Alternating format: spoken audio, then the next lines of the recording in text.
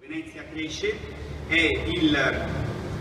Twitter che noi abbiamo fatto, prevede anche un utilizzo sano, diciamo, della città metropolitana, quindi anche quell'aspetto che noi vogliamo di democrazia. Vogliamo il sindaco metropolitano che non sia de iure, di fatti, di diritto il sindaco di Venezia, ma democraticamente eletto, e questo quindi permettendo anche la legge del Rio con il comma 22 di avere la possibilità di una divisione amministrativa della città. Prendiamo come esempio grandi città europee, viene in mente Bruxelles, 1.200.000 abitanti, 19 diverse amministrazioni, chiamiamoli comuni, chiamiamoli come vogliamo, però ognuna con il suo bilancio d'entrata, un bilancio d'uscita. Questo è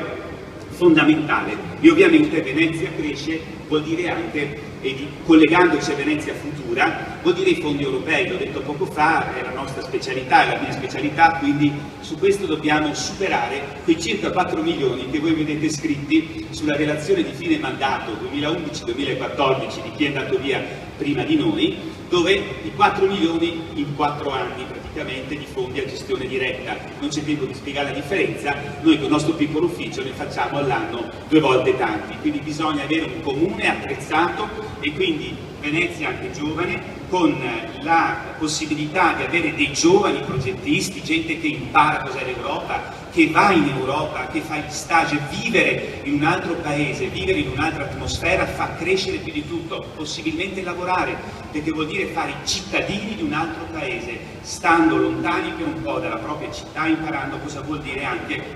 l'essere cittadino.